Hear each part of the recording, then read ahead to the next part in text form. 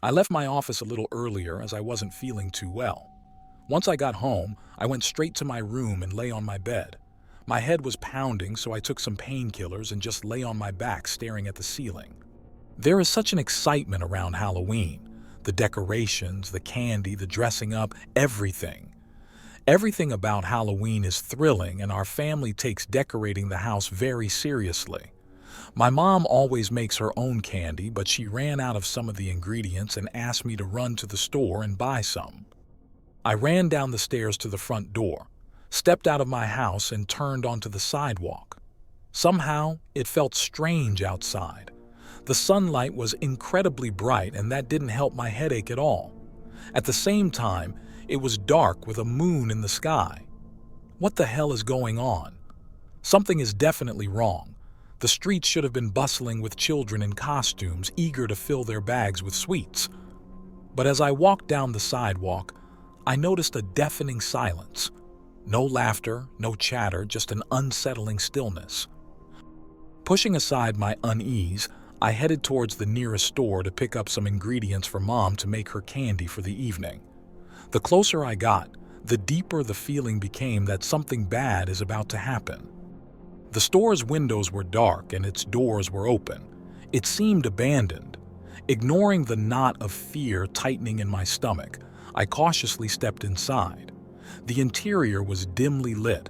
Shelves were haphazardly stocked with dusty merchandise, and the smell of decay slapped you in the face as you walked in. My heart pounded in my chest as I made my way towards the candy aisle. I grabbed a few of the ingredients and a few bags of store candy, trying to shake off the feeling of dread, but as I turned to leave, a noise echoed through the empty store. I jerked my head around my eyes, darting through the store. Curiosity mingled with dread as I peered through the grimy windows. A single car cruised into the lot, its headlights cutting through the darkness like twin beacons of light. In that entire empty parking lot, the only car approaching pulled into the spot next to mine. The car's engine died with an uncanny finality, leaving an unsettling silence in its wake. Who could be out here in this desolate place? My mind raced with possibilities, each one more terrifying than the last. Were they here to harm me? Or were they just as lost and confused as I was? Summoning every ounce of courage I had, I made my way towards the exit, my footsteps echoing loudly in the empty store. I hesitated for a moment, my hand hovering inches from the handle, but then with shaky breath, I pushed the door open. The creaking of the store's door echoed in the silence as I stepped out into the evening. The streets were deserted with only a dimming light outside. My heart raced like a freight train and my hands shook like someone who needed a fix. The woods opposite the store looked quiet and dark.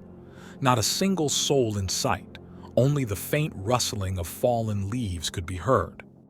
I walked into the night, fumbling with my keys to unlock my car. My breath caught in my throat as the door of the car next to mine slowly opened. A tall, shadowy silhouette cloaked in darkness approached me with slow, deliberate steps. Dread clenched at my heart as I strained to make out any details in the fading light. Being Halloween, everyone wore a costume, but this one was a bit too real for my liking. Suddenly, a harsh light flickered on from above, casting a beam on the stranger's face. It was twisted into such an evil grin, its eyes gleaming with an unholy light. Panic surged through every fiber of my being. With trembling hands, I desperately tried to unlock my car door, but it refused to open. The stranger chuckled as he closed in on me. In that moment of paralyzing fear and uncertainty, I knew that this was not just a Halloween costume. This was something darker. The figure came closer and closer, its mouth as wide as canyon, saliva dripping from the hole in his face. The stench of his breath almost knocked me off my feet. With one bony finger pointing at me, he started lifting me off the ground. I couldn't scream, I was frozen with fear. From every corner of the parking lot, mixed voices chanted as the man continued swirling me in the air. He flung me towards the woods, my body twisting and twirling in midair.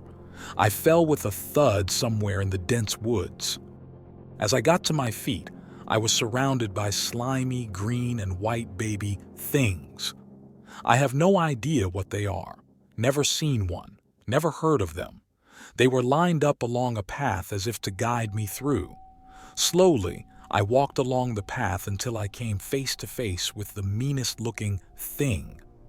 Each one had different eyes. Some glowed a bright green, some yellow or red. I decided to call them lizzoids because they reminded me of lizards gone wrong. I knew I was dead. This thing looked like he needed dinner and made up its mind that I was it. I stood as quiet as I could, not daring to breathe. The other lizzoids started chanting, "Trick or treat, trick or treat, trick or treat," all the while this huge big monster had its eyes fixed on me. With a giant leap, he jumped forward and landed on top of me.